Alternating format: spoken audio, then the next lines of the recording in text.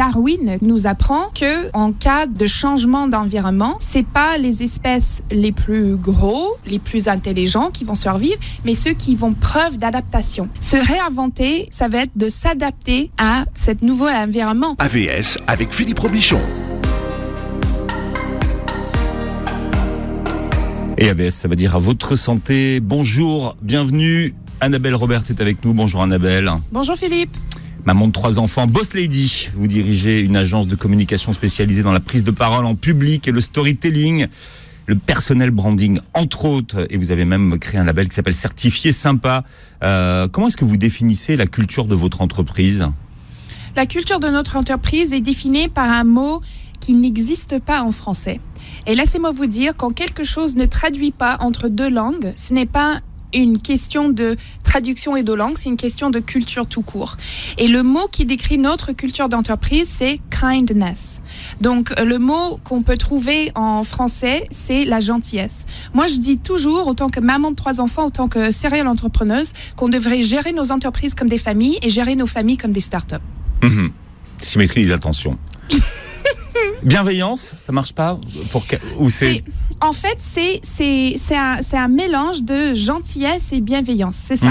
Donc, quand on mélange ça avec la performance, c'est ça ce qui décrit notre culture d'entreprise. C'est-à-dire qu'il faut que vous soyez performant, sinon c'est pas un business, c'est le Croix-Rouge, mais il faut qu'on guette que tout le monde va bien, qu'on sait ce qui se passe dans la vie perso de tout le monde, qu'on est bienveillant vis-à-vis les autres. Vous avez publié la théorie de la veste chez Flammarion, donc c'est une méthode que vous avez mise au point, une théorie qui est née dans une buanderie et qu'on expliquera ce matin. Patrick Soulaille est à côté de vous. Bonjour Patrick. Voilà Philippe. Hola Patrick, on salue Madame Soulaille, votre maman, comme à chaque émission, formateur en process communication.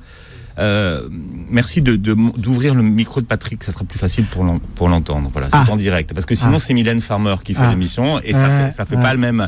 Et du coup ma mère va pas me croire en plus. Et votre mère après va me dire mais vous avez dit Patrick mais je l'ai pas entendu. Exactement. On s'était vu Annabelle juste quelques jours avant qu'on soit enfermé, avant le fameux virus. Qu'est-ce que vous avez appris sur vous en 5 mois que vous ne saviez pas avant? Et pourtant, vous êtes quelqu'un qui vous êtes réinventé plein de fois dans la vie. Alors, ce que je ne savais pas sur moi, en fait, c'est que en faisant beaucoup moins, on arrive à la même résultat. Et donc, on a une expression en anglais, ce qui va dire que quand vous courez, vous êtes des hamsters dans votre roue, vous courez mettre au boulot dodo. On appelle ça le rat race, le cours à, comment dire, à rat, le cours à rat. Okay. Et donc en fait, même quand on gagne la course à rat, vous êtes toujours un rat en fait, ce qui est pas très sympa.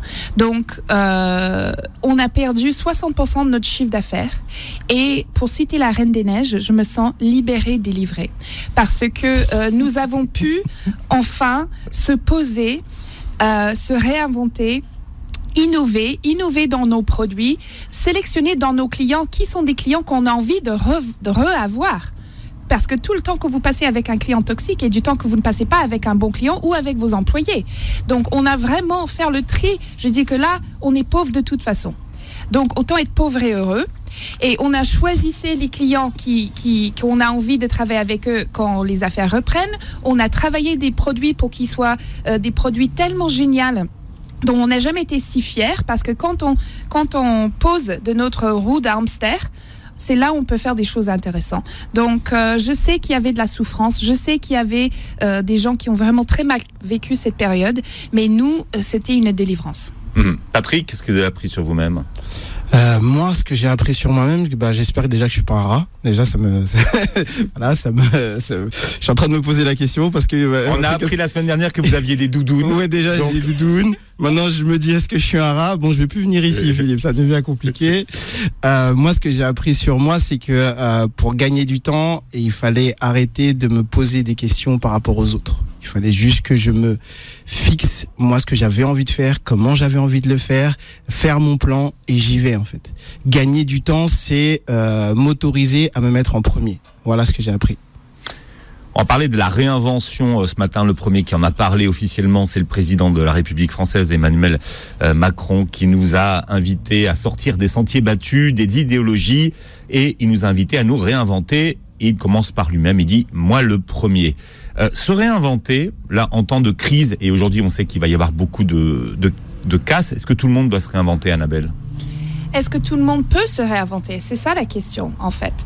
Donc, c'est Darwin qui nous apprend que en cas de changement d'environnement, c'est pas les espèces les plus gros, les plus intelligents qui vont survivre, mais ceux qui vont preuve d'adaptation.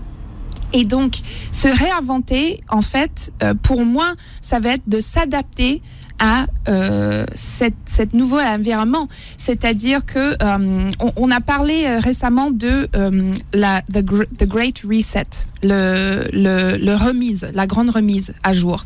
C'est-à-dire que on est en train de vivre des changements climatiques. Notre environnement est en train de changer à cause de notre pollution, etc. Et Macron l'a dit, plein d'autres chefs d'État le disent, que c'est le moment, enfin, nous avons eu cette choc, profiter de ce choc, de non seulement repartir plus fort dans notre travail, dans notre vie pro-perso, etc., mais aussi autant d'espèces humaines. Pour vraiment enfin considérer ce qui est en train d'arriver à notre planète, c'est une signe d'alerte. Donc pour moi, je pense qu'il faut, mais est-ce que nous sommes capables ? C'est ça la question. Patrick ? Alors moi je pense qu'on en est capable à partir du moment où on s'autorise à ne plus avoir le choix. C'est-à-dire que lorsqu'on n'en est pas capable, c'est qu'on est toujours dans des oui mais. Dans des oui mais non, oui mais ça va passer. Oui mais en fait le Covid c'est rien, hein. Et puis ça va repartir en fait le comme avant et mieux. Comme avant et mieux en fait. Voilà. Mais non en fait. Là maintenant, on est obligé de travailler, de se servir de certains outils, on est obligé de s'adapter et on est obligé de voir le monde tel qu'il est. Donc si on est encore dans des oui mais, c'est compliqué. Y en a qui attendent que la vie décide pour eux. Exactement. Et c'est vrai dans leur couple, c'est vrai dans leur boulot, c'est vrai dans toutes les décisions qu'ils ne veulent pas prendre. Et ils attendent que la vie décide. Exactement. Il faut avoir le choix. Ouais. On commence par quoi quand on se réinvente, surtout quand on n'a même pas le début d'une idée de vers quoi on va se réinventer. Moi, j'ai une petite devise personnelle. J'en ai 2 ou 3 devises personnelles qui me guident et qui guident mes employés dans l'entreprise. Et un de ces devises-là, c'est prêt-viser. Donc, prêt-viser, pourquoi est-ce que je dis ça tout le temps ? Pourquoi est-ce que c'est écrit sur des murs de mon agence, dans mon bureau, etc. Parce que la meilleure manière de commencer quelque chose, c'est en commençant. C'est-à-dire que réfléchir trop longtemps, c'est pas bon. C'est faites une action. Donc, quand on demande... Trop d'analyse paralyse. Mais c'est génial ça, Philippe. Donne-moi. Pour la punchline. Hein. Je vous crédite votre Lydia. Mais trop d'analyse paralyse, c'est tout à fait ça. Donc en fait, quand vous avez une idée en disant après cette période, j'ai envie de passer plus de temps avec ma famille. Tout de suite, arrêtez de réfléchir trop et effacez 3 rendez-vous dans votre planning. Basta. Tout de suite, arrêtez de réfléchir et effacez le vendredi prochain dans votre planning. D'accord ? Donc, moi, c'était la même chose. J'ai hamster dans sa roue, etc. Il y avait des semaines, juste avant le confinement, ça faisait 3 semaines de suite que j'ai pas vu mes enfants, sauf le week-end, parce que je me levais avant qu'ils se levaient pour y aller bosser et j'arrivais chez moi, ils étaient déjà endormis. Quelle tristesse. Donc là, j'ai dit plus jamais. Donc qu'est-ce que alors que vous aviez déjà changé de vie avant pour être votre propre boss et justement pas en arriver là. Alors, changer de vie pour être ma propre boss, je n'avais pas trop le choix parce que j'arrêtais pas d'être virée en fait. Donc, c'était soit vivre sur un pont, soit être sa propre patronne. Parce que figurez-vous que des PDG et des patrons d'entreprise supportent mal quand la stagiaire leur dit comment faire tourner leur affaire. Hein. Mais donc, il n'y avait pas vraiment de choix. Hein. Mais je vais dire que faites une action. Arrêtez de réfléchir trop longtemps et faites une action qui ne peut pas être reprise. Et ça vous met sur votre chemin et vous êtes, comme on dit en québécois, sur votre bicyclette. Là, c'est l'émission des punchlines. Je vais noter, je vais reprendre mon téléphone. Et puis, alors, je vais faire une attaque de punchline aussi. Ouais, mais alors, pour ceux qui ne vous connaissent pas et qui se demandent pourquoi vous avez un accent, c'est parce que vous venez du Canada. Mais pas le Canada québécois, Canada anglophone. Anglophone. Donc il faut savoir que le Canada anglophone, c'est un peu comme les États-Unis un peu, sauf que tout le monde a un sécu et on se balade pas avec une flingue dans la poche parce qu'on sait que ça c'est complètement stupide. Mais tout ça pour vous dire que faire, c'est être. Donc pour certains, réfléchir, c'est être, mais en tout cas, ce qui me concerne, faire, c'est être. Et quand vous avez fait une action, vous allez rarement regretter cette action, vous allez regretter ce que vous n'avez pas fait. Donc si vous voulez changer, faites juste une micro-action qui vous mette sur la route de ce changement. Comme ça, la première pas de votre aventure est effectuée. D'accord, vous avez fait le premier pas, mais qu'est-ce que ça veut dire ? Ça veut dire qu'on verra une fois qu'on y sera ? C'est ça. Ça veut dire que, et là, si vous me permettez, je vais parler de quoi j'ai écrit mon livre, La théorie de la veste. C'est-à-dire que dès que vous avez décidé que vous voulez quelque chose, c'est-à-dire je voulais passer plus de temps avec ma famille, ou je veux gagner plus d'argent, ou je veux être chef pâtissier, peu importe. La théorie de la veste va dire que tous les jours, vous allez avoir un quota de veste, un quota de loose, un quota de porte, de vent, de râteau, peu importe votre mot, que vous devrez remplir pour arriver à effectuer cette ambition. D'accord ? Donc, imaginez, Patrick, que vous, autant que coach, processcom, médiatisé, doué, très talentueux, vous dites « j'ai envie de pousser l'aventure et monter mon agence ». Okay. Ou si vous avez une agence déjà, grandir mon agence. Et donc, qui dit grandir, dit vente, choper plus de clients. D'accord ? Et donc, au lieu de réfléchir, alors comment je vais faire, vous allez faire une tentative de veste. C'est-à-dire que vous allez... qui sera votre client de rêve ? Qui sera le client que vous rêvez de signer ? Je dirais comme ça, Zizou. Ah oui, Zizou. Très bien. OK ? Super. Donc, ce que vous allez faire, c'est que tous les jours, vous essayez d'avancer dans votre carrière. Et donc, une fois par jour, vous allez essayer de loser. D'accord ? Okay. Histoire de varier les plaisirs. Et aussi pour... Alors, ce qui est bien, c'est que varier les plaisirs et loser. L'attaché de presse d'Annabelle s'occupe d'un des gars qui est très proche de Zizou. Donc déjà, t'es à 2 personnes d'un contact direct, déjà. Alors là, tu vois... On dit ça, on dit rien. Donc, pas que des punchlines aujourd'hui. Voilà. Des connexions. Non, mais c'est vrai en plus, ça commence comme ça. Voilà. Et donc, ce que vous allez faire là, c'est que quand vous avez un quota de lose tous les jours, vous allez téléphoner mon attaché de presse, lui dire « je peux avoir le 06 de Zizou ». Il y a très forte chance qu'elle va vous dire « non ». Ou « on verra », sous-entendu « non, je vous connais ni d'Ave ni d'Adam, non ». Okay. Là, vous pouvez dire « j'ai acté, j'ai tenté ». D'accord ? Donc déjà, ça fait la différence entre vous et 90% de la population qui n'ont pas les pour essayer... Non, alors à la radio, ça passe pas le les coronesses. Exact. Voilà, les coronesses, les noix de coco, mangue ou noix. Ça dépend d'où on vient. Vous aimez bien mangue et noix de coco, pour d'autres raisons. Oui, pour d'autres raisons. Ouais. Ok, mais vous avez eu les coronesses, pour citer Philippe, d'y aller essayer. D'accord ? Deuxième chose, c'est que si c'est bien fait, avec intelligence, avec gentillesse, avec sincérité, mon attachée de presse, elle ne va pas vous trouver lourd. Parce que vous n'êtes pas lourd, vous êtes adorable. Et donc, dans le pire des cas, vous êtes sur la radar de quelqu'un qui a une chouette carnet d'adresses. Et dans le meilleur des cas, elle vous dit « Ah non, mais Philippe, c'est tellement une perle, une amie de Philippe et une amie de moi. Mais bien sûr, je vous passe le 06 tant que vous n'abusez pas. » Et vous vous trouvez avec une super opportunité. Ouais. Donc en fait, on se prive des opportunités, donc on ne se rend même pas compte qu'ils sont là, par peur de quoi ? D'un petit sentiment désagréable. Ouais. Vous voyez ?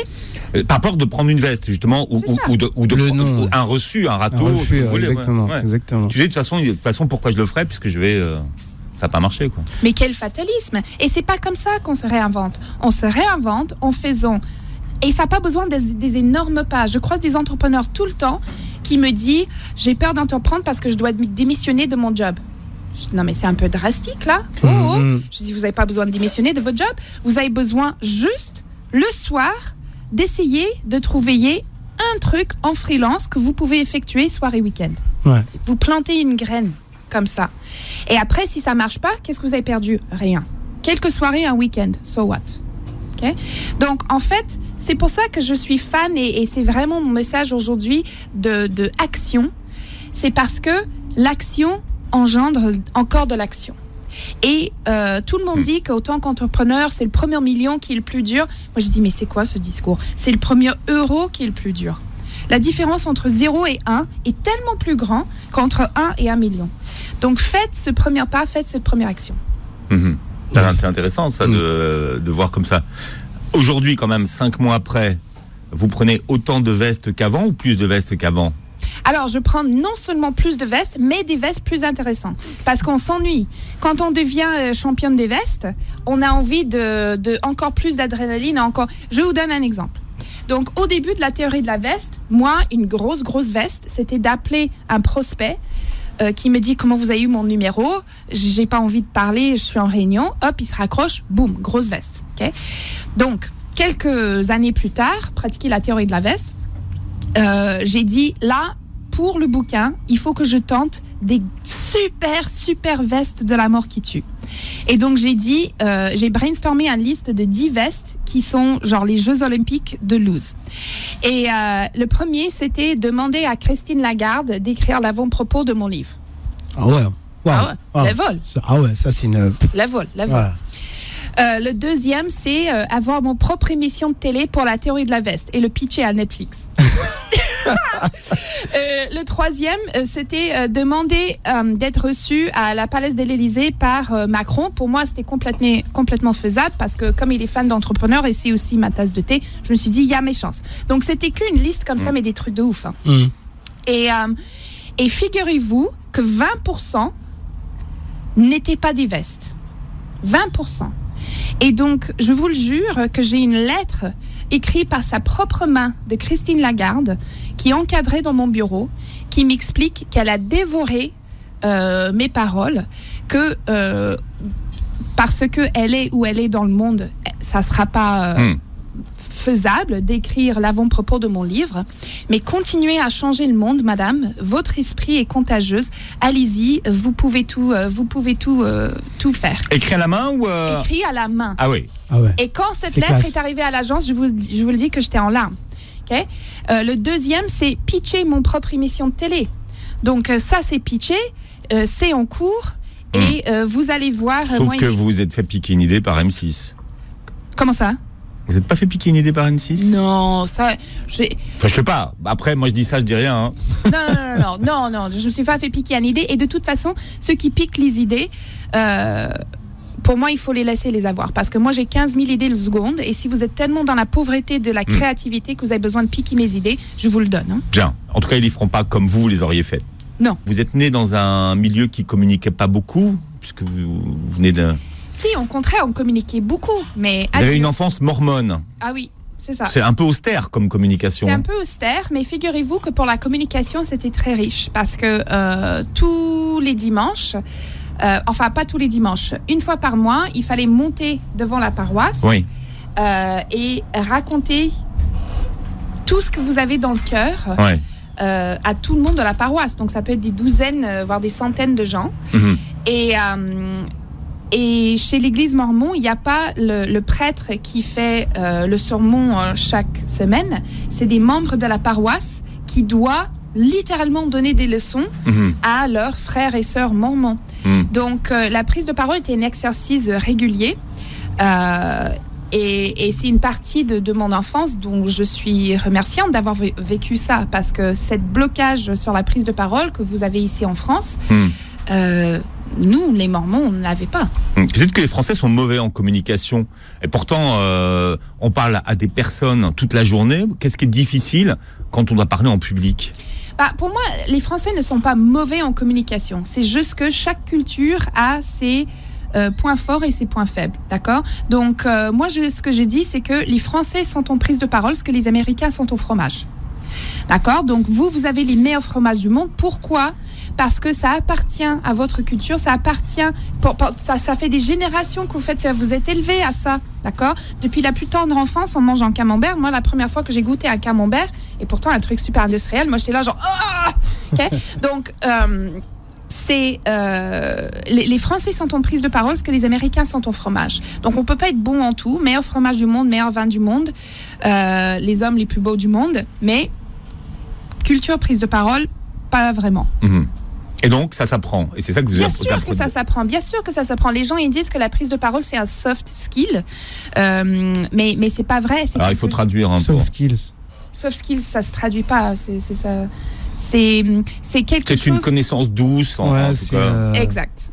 fine. Ouais. Fine. Donc, encore un mot qui se traduit pas et c'est culturel. Mais ça peut s'apprendre. Donc, et la Bible pour apprendre la prise de parole existe depuis 2000 ans. C'est Aristote qui l'a écrit, l'art de la rhétorique. Donc, bon, c'est pas le plus facile à lire. Si vous lisez déjà la page Wikipédia sur la rhétorique, vous êtes bien parti. C'est un bon base. Mais en gros, pour être bon en prise de parole, il faut parler au cerveau. Moi, j'appelle ça les 3 C. D'accord ? Le cerveau, le cœur et les convictions.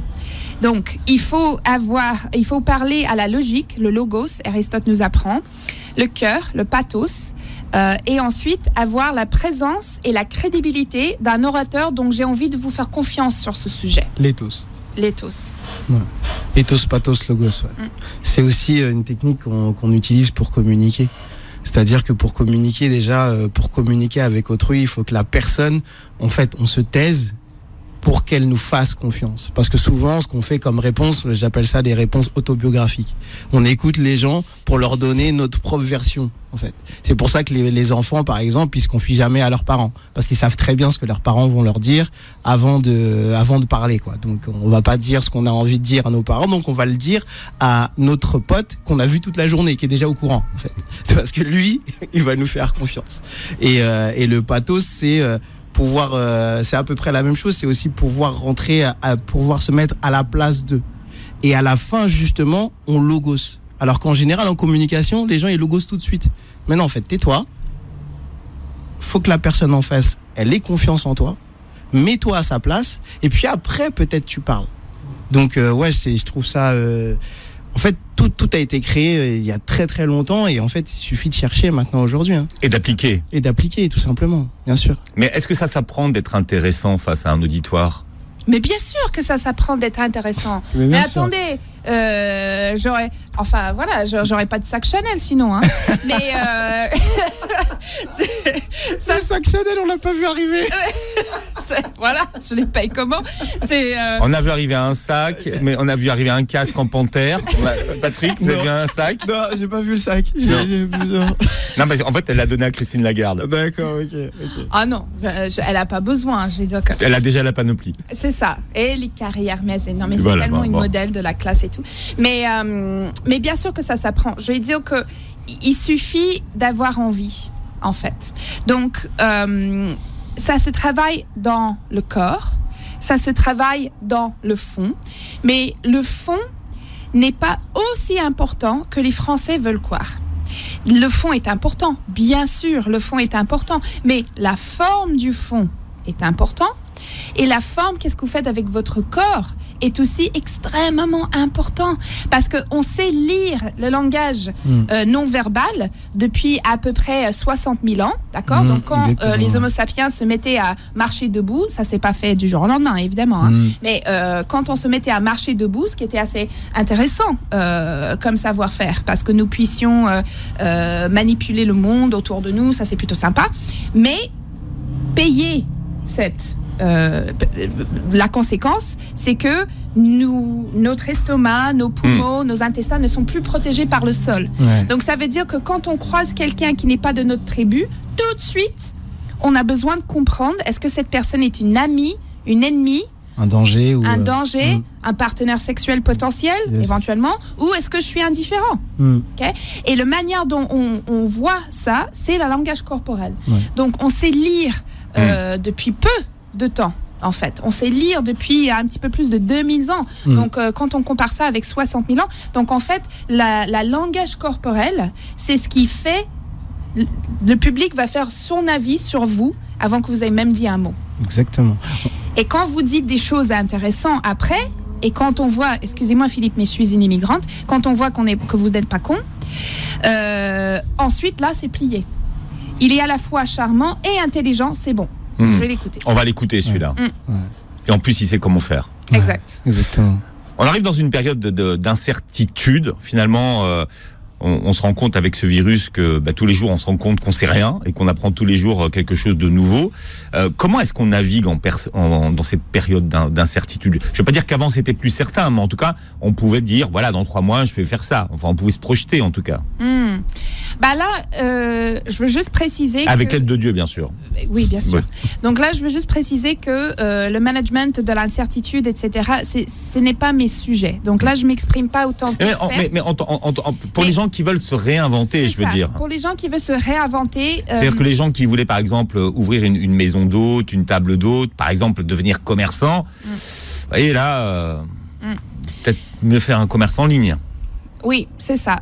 Mais en fait, pour nous, en tout cas, autant que chef de PME, et ce qui a marché pour nous, c'était se renseigner. C'est-à-dire que quand c'est le panique à bord, évidemment, c'est plus confortable de cacher dans votre chambre et regarder Netflix. Okay? Et évidemment, c'est plus douloureux de regarder les chiffres, de regarder le chiffre d'affaires, de regarder les Excel et le PNL et votre logiciel et voir que ça va mal. Évidemment, ça, c'est douloureux. Mais ne vous privez pas de ce douleur, en fait, parce que c'est ce douleur, cette vérité qui va vous permettre de prendre des bonnes décisions. D'accord ? Donc, c'est pas forcément confortable, mais si on faisait que ce qui était confortable, personne porte de soutif. Hein. Mais je vais dire que ce n'est pas confortable, mais c'est nécessaire pour y aller mieux après. Ceux qui se cachent dans leur chambre et qui regardent Netflix, eux, leur business ne veut plus exister après. Donc, ne partez pas d'eux. Hein. Faites ce qui est difficile et douloureux pour y aller mieux après. Mmh.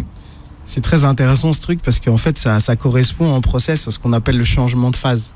Le changement de phase, c'est pour ceux, maintenant vous connaissez un peu, on a 6 types de personnalités en nous et on a ce que dans le socle de cette personnalité, de cette pyramide, on a une base en fait, une base qui correspond à un besoin psychologique et qui va correspondre à un type de personnalité. Je prends un exemple, je m'appelle Scooby. Ma base c'est persévérant et au-dessus je vais avoir une phase rebelle. La phase rebelle, ça va être la phase où on va s'amuser. Et en fait, ce qui va nous faire passer de type persévérant à phase rebelle, c'est une douleur. On va avoir une situation confrontante dans notre vie qui va nous challenger et on va pas trouver la réponse dans notre base. Notre base ne donne aucune réponse. Et c'est donc là qu'on va changer. Et donc, on va être obligé d'aller trouver la réponse ailleurs et donc d'obtenir de nouvelles capacités. Sinon, psychiquement, on peut pas tenir, en fait. Et aujourd'hui, on sait qu'il y a 70% des personnes en Occident qui ont déjà changé de phase au moins une fois. Donc, on a ça en nous. Maintenant, comme vous le dites, Annabelle, l'important, c'est d'aller regarder.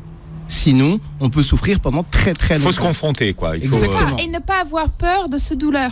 Donc, il y a des douleurs dans la vie qui servent à quelque chose. Et il y a les douleurs qui sont complètement inutiles. Ouais. Mais cette douleur de « mon business va mal », mais je regarde la réalité droit dans les yeux et je prends des décisions, c'est un bon douleur. Vous dirigez une agence de communication qui est spécialisée dans la prise de parole en public, on en parlait tout à l'heure, et le storytelling. C'est quoi le storytelling pour ceux qui nous écoutent ?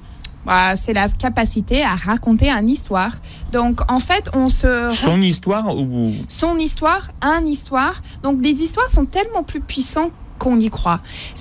En France, on est un pays d'ingénieurs et donc on pense que la data et l'ingénierie, c'est le plus important. Mais c'est important, évidemment, mais on oublie que on raconte des histoires depuis que nous puissions parler, que la transmission d'informations d'une génération à une autre à travers des histoires, c'est comme ça qu'on a transmis de l'information jusqu'à l'âge d'Aristote, qui était contre l'écriture d'ailleurs, parce qu'il a dit qu'on va perdre en mémoire, on va perdre cette capacité à raconter des histoires et transmettre de l'information.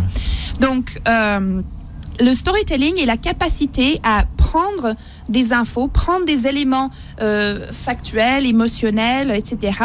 et les tisser dans une histoire qui va augmenter la mémorabilité de ces informations et la rétention. Et le personnel branding, puisque là aussi vous aidez les gens à travailler sur leur personnel branding, qu'est-ce que c'est ? C'est rien d'autre que raconter votre histoire que vous souhaitez partager avec le monde.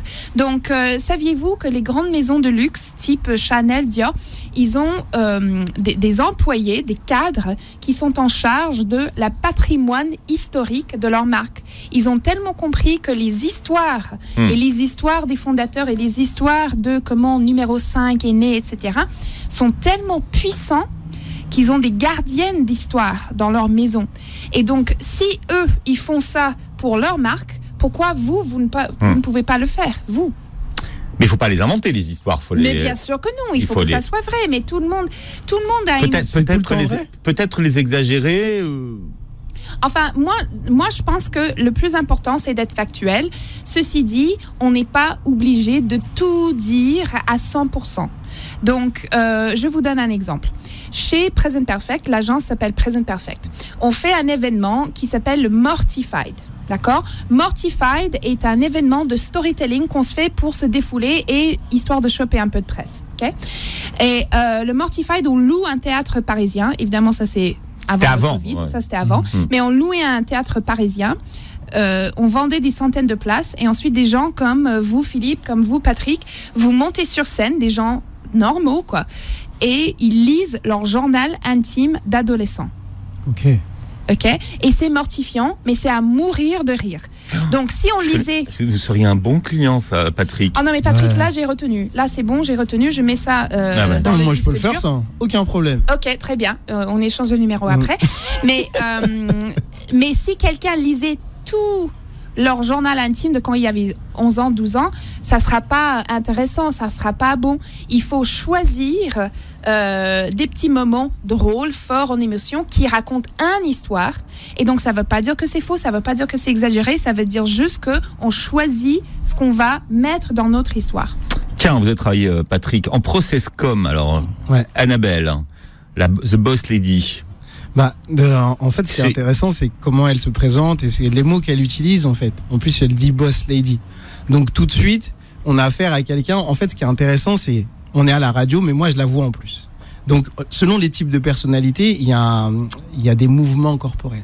Il y a des types de personnalités qui vont rester ici, dans la tête. Là, au niveau du visage. Au niveau du visage. Et elle est trop expressive pour que ça soit sa base. C'est trop expressif. Et elle est dans l'action. Elle est dans la punchline. Donc, pour moi, déjà, ça réduit très rapidement le cercle, en fait. Donc, pour moi, il y avait rebelle et promoteur. Et quand elle dit boss lady, et si on peut lui poser la question, est-ce que être numéro 1, c'est la seule place qui vous convient? Ah oui. Exactement. Donc là, tout de suite, il y a le promoteur qui arrive, le type promoteur qui arrive, le besoin d'excitation, et surtout avec cette phrase derrière qui est je peux mourir demain. Donc tout ce que je dois faire aujourd'hui, ça doit être efficient, je n'ai pas le temps. Il y a certaines choses qui n'ont pas d'importance, comme par exemple, ça va pas être forcément vous, mais moi j'ai connu des types promoteurs, dire bonjour, c'était une perte de temps. Mais on se connaît, tu sais que... Ah non, mais moi, le Covid, qu'on a perdu la bise, pour moi c'est la meilleure nouvelle du siècle.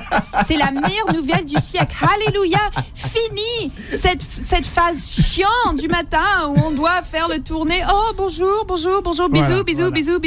Non, j'adore tout le monde, sinon vous ne serez pas là. J'adore votre créativité, je suis ravie de travailler parmi une bande de gens aussi intelligents, mais on va pas perdre 15 minutes à se dire bonjour tous les matins. On arrive, salut tout le monde, on bosse, c'est parfait. Et voilà. Et en plus, ce qui est intéressant, c'est cette adaptabilité. Les types promoteurs, ce qu'ils adorent le plus, c'est d'être en bas pour gagner en haut. En fait, c'est ça qui est challengeant pour eux. Pour remonter. Pour remonter, exactement. Ouais. C'est des ballons de basket. En fait, ils aiment rebondir tout le temps. Et ils vont être entourés de personnes qui vont d'abord challenger. Est-ce que toi, tu as les coronesses pour traîner avec moi, en fait? Est-ce que tu vas tenir, en fait? Est-ce que tu vas tenir la distance? Donc, il va falloir que tu m'acceptes comme je suis. Hein. Exactement. Donc, ça veut dire que dans ma manière d'être, je vais te secouer tout le temps. Mais c'est juste pour voir si tu tiens. C'est pas méchant. C'est parce que elle n'a pas les types les types promoteurs n'ont pas de temps à perdre. C'est vraiment la phrase je peux mourir demain. c'est vraiment important de la retenir parce que quand on se met ça en tête, on comprend pourquoi ils font les choses. Donc on n'est plus dans un jugement de bien ou pas bien, ils sont juste dans l'instantané, dans la puissance, dans le plaisir du moment. Et le moment, ils n'ont pas envie d'en perdre une miette. Donc moi ce que j'ai vu là, c'est le type promoteur... Voilà. Ouais, hier, vous m'avez dit rebelle. Hein. Base rebelle. Base rebelle, ouais. Base rebelle, phase promoteur, c'est ce que j'ai dit. Ouais. Rebelle ? Rebelle, pourquoi ? Parce que les blagues. Pourquoi ? Parce que l'amusement. Pourquoi ? Parce que, en fait, ce qu'il faut savoir, c'est que le type rebelle et le type promoteur sont très proches. Et donc la base rebelle, eux, c'est les types rebelles, ce sont des personnes en fait qui aiment s'amuser et qui vont avoir plusieurs bandes. Et dans ces bandes, les gens vont pas se connaître entre eux. Et eux, ils sont toujours les chefs de bande. Et donc il va y avoir un esprit où c'est eux qui vont décider qui va rencontrer qui. Et ils vont avoir aussi un côté très enfantin. La responsabilité, ils vont avoir du mal. Par exemple, quand c'est eux qui vont être mis en danger, ils vont dire que c'est la faute de l'autre. Puis après, ils vont revenir, ils vont dire bon, c'est ma faute. Mais là, ce que j'ai vu ce matin, parce que hier j'ai regardé une vidéo et c'est pas la même chose que lorsqu'on est à côté. C'est vraiment pas la même chose. Et lorsqu'on est à côté, il y a aussi c'est pour ça que le e-learning, enfin en tout cas les formations à distance n'auront pas le même impact que le présentiel en fait. Exactement, ça n'a pas le même impact. On perd beaucoup de choses. On perd beaucoup de choses parce que là c'est vraiment l'énergie qui se dégage, ce côté je n'ai vraiment pas de temps. Moi c'est ça que j'ai ressenti, je n'ai vraiment pas de temps. Et donc à partir de là, pour moi le type promoteur il était beaucoup plus important. Voilà. Vous reconnaissez Annabelle ? Dans certaines choses, oui. Ou pas ? Si, dans certaines choses, c'est sûr que je suis motivée par l'efficacité. Et j'adore traîner avec des gens qui sont pareils, motivés par l'efficacité. C'est-à-dire que tout est urgent pour moi. Donc dès que j'ai une idée, c'est urgent que je l'accomplis, que je le fais, que je le... Plusieurs bandes, non, j'ai qu'une bande et c'est ma bande de collègues chez Present Perfect. Mais quand on travaille tout le temps, ça tombe bien que nos amis sont aussi nos collègues parce que ça nous permet d'être efficaces. Yes. Voilà. Yes. C'est pour ça que ça c'était la base rebelle, mais moi je la voyais plus en le type promoteur plus important, quoi. On parlait des soft skills tout à l'heure. Quelle est la compétence de demain dont on va avoir besoin là avec cette période incertaine ? Pour moi, c'est la créativité. Parce qu'en fait, plus qu'on devient digital, plus qu'on a besoin de devenir humain.